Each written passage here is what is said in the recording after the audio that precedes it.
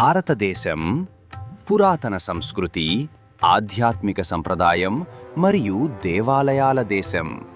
ఈ పవిత్రమైన భూమిలో వేల సంవత్సరాల చరిత్ర కలిగిన అనేక పుణ్యక్షేత్రాలు ఉన్నాయి.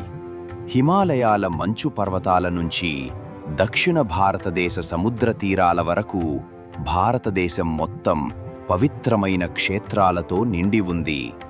ఈ దేవాలయాలు కేవలం పూజల కోసం మాత్రమే కాదు, అవి మన సంస్కృతి, చరిత్ర మరియు భక్తికి ప్రతీకలు.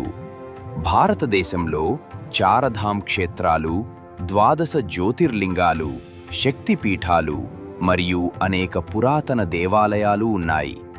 ప్రతి పుణ్యక్షేత్రానికి ఒక ప్రత్యేకమైన చరిత్ర, ఒక గొప్ప పురాణ కథ ఉంటుంది.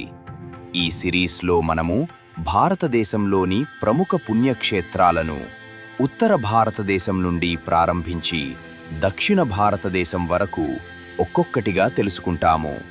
ప్రతి వారం ఒక కొత్త పుణ్యక్షేత్రం గురించి తెలుగులో సరళంగా తెలుసుకుంటాము.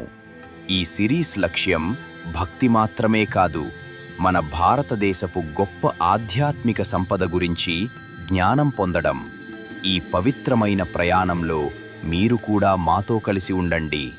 తదుపరి వీడియోలో ఉత్తర భారతదేశంలోని పవిత్ర క్షేత్రం బద్రీనాథ్ ధామ్ గురించి తెలుసుకుందాం.